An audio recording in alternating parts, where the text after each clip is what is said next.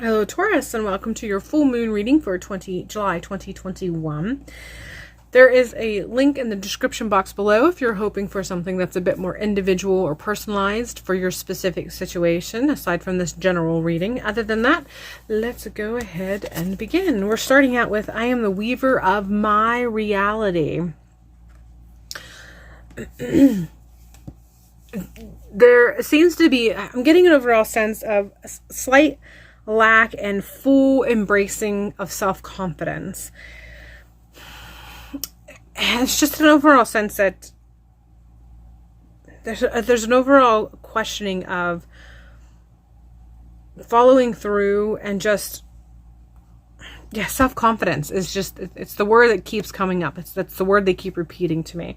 So overall, there's just a sense of not having enough confidence. Even when you feel like you know exactly what it is that you want to go after, or what it is that the choice or the decision that you want to make, for some reason, there's a bit of an overall sense of being slightly timid and sort of not feeling confident enough to just dive in, to just go for it, to just say, forget it, I'm just going to do and be whatever.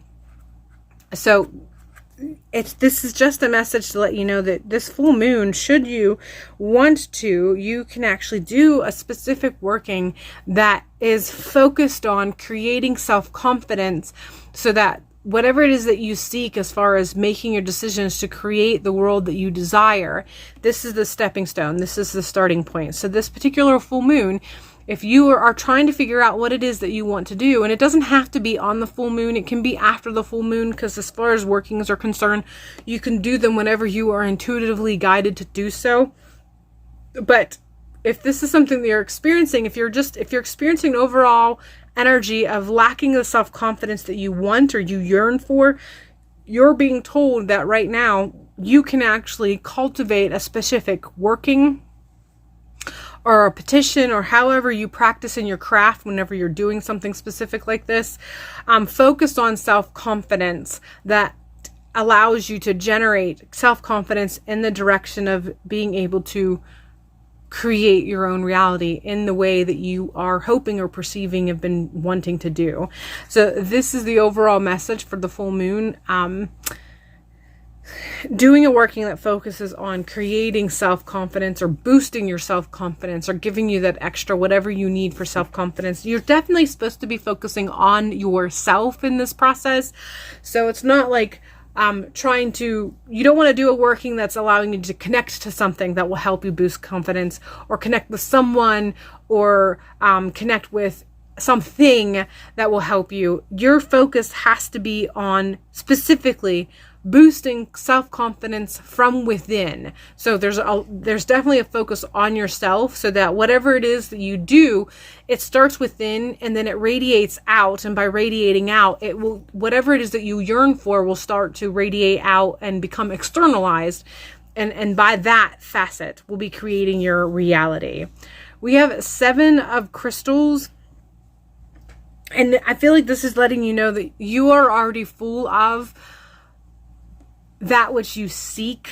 You already have it within you. So it's just a matter of giving that booster shot, for the lack of a better term.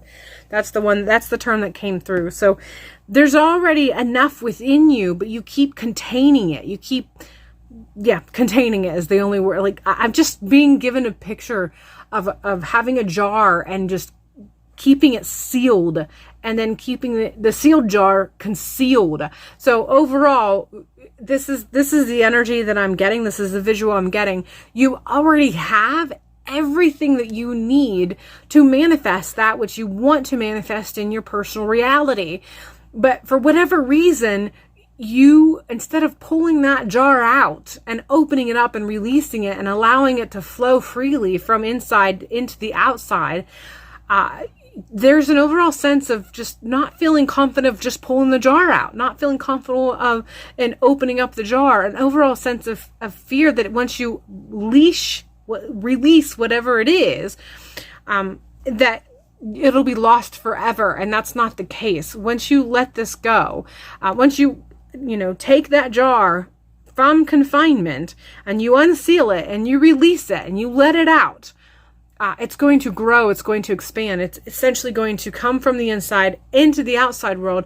All that you have already within you will become externalized. And because of that, it will make an impression on your external world. It will make an impression on your reality, and it'll create the changes that you have been seeking. But you have to first release that which is you already contain.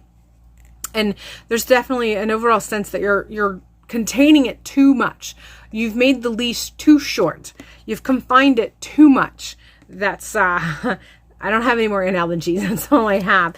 We're following this with bloom, and I feel like this is just kind of going, really tapping into what I already said, as far as I just get an overall sense that there's a fear that once you take that, going back with the jar analogy, once you take that jar out and you open it out and you release and allow that which is within to come out, there's a fear of it being gone forever, or being too much, or just being lost, or something along that aspect of just sense of loss. And that's not the case. If you manage to pull this out of confinement, open it up and allow it to be in the air, allow it to become externalized, allow it to work its way out externally, it will actually bloom. It'll take deeper roots and it'll grow bigger, better, expand and blossom into something more.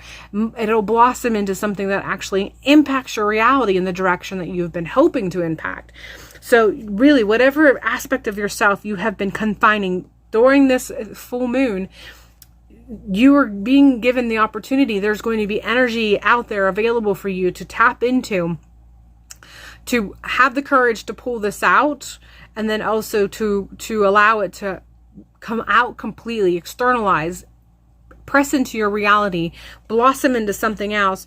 And we are following this with the nurturer, and I really feel this is strongly tapping into how once you pull this out and you allow it to be exposed, and by being exposed it actually expands and grows into something versus shriveling up and disappearing like is feared.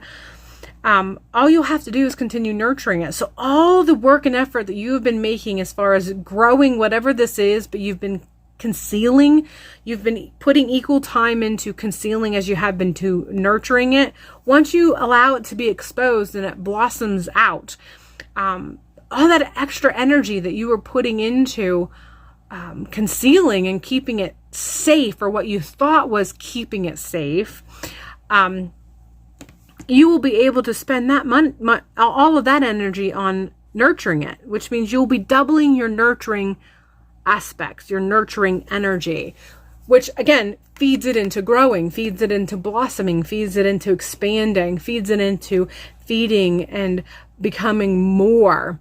And that in turn then creates a bigger harvest and more abundance and more security, deeper, thicker roots, all of that. And whenever this happens, again, once it's exposed, it makes an impression on the external world. It makes an impression on your reality, an impression that is going to be long lasting.